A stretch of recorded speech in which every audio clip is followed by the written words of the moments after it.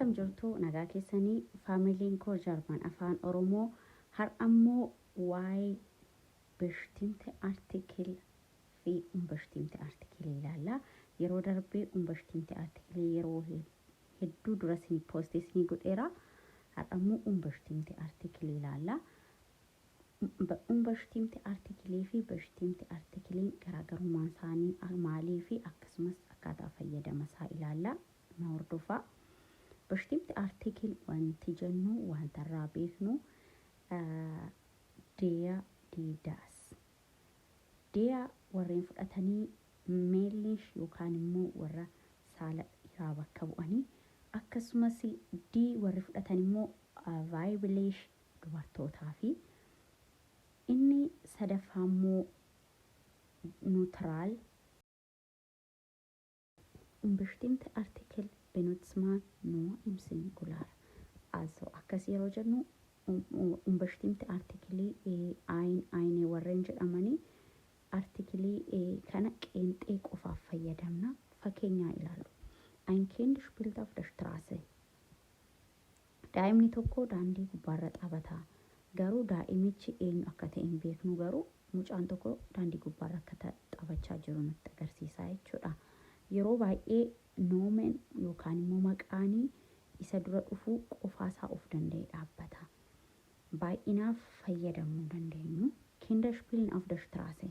So ohne umbeshtimte artikilii fayyadamna, yeroo baay'inaaf fayyadamnu jechuudha. So as keessatti yeroo hundumaa maal goona? Qeenxee qofaaf fayyadamna jechuudha. So fakkeenya garaagaraa barreessee jira. Itti fufnee fakkeenyota hafanii ilaalla. Kanaafi warreen mana kiyyaaf haaraa taatanii sabskraayibii gochuun, sheerii gochuun daawwattoota Jarman afaan Oromoo yookaan immoo Jarmaniffaa afaan Oromootiin barachuu barbaadan hunda bira kanaa geessistanii kabajaan isiniin gaafadhaa. So ammallee barumsa keenya itti fufnaa. Galatoomaa. Na hordofaa. Fakkeenya inni itti aanu umbeshtimte artikilii akkamitti akka fayyadamnu.